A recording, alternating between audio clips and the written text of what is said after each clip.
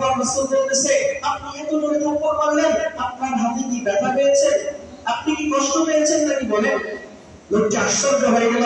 এরপর রাসূল বলতেছে, তোমার আফসোস তো হচ্ছে তোমার বাতি নাই, সুতরাং তোমার বাতি এক্ষুনি আমি তুলে দেব।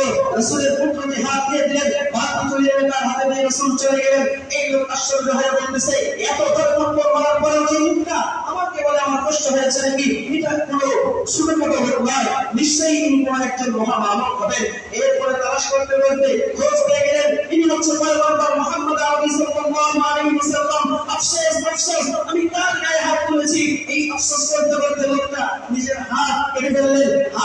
এই কাটা হাত দিয়ে রাসূলের দরবারে চলে গেলেন। ইয়া রাসূলুল্লাহ, ইয়া হাবিবাল্লাহ, আমি আপনার দরবারে এসেছি, আপনার কাছে মাফ চাই, কারণ আমি আপনাকে চিনতে পারি নাই, কাজেই এই হাত দিয়ে আপনাকে মেরেছিলাম। দেখেন, এই হাতকে আমি আমার শরীর থেকে আলাদা করে দিয়েছি, এরপরেও কি আপনি আমাকে মাফ করবেন না? পয়গম্বর বলতেছে, তুমি পাগল নাকি? এই কাজটা কেন করলা? আমি তো তোমাকে ওই সময় মাফ করে দিয়ে এসেছি। আমার মধ্যে তোমার নিয়ে কোনো হিংস নাই, কোনো ক্ষতি নাই, কোনো গুনাহ নাই। আমি তোমার ব্যাপারে সন্তুষ্ট আছি। তুমি কেন এই কাজটা করতে গেলা? এরপরে এর মহতারাম ভাইও, রাসূল এই পরপরত হাত, ওই হাত থেকে নিয়ে তার শরীরের সঙ্গে লাগিয়ে মুখ থেকে লালা হয়ে মেরে দিলেন। আল্লাহর রহমতে, আল্লাহর হুকুমে সেই হাতটা আবারও এরকম ভাবে স্বয়ংসম্পূর্ণ হয়ে গেল। এর মহতারাম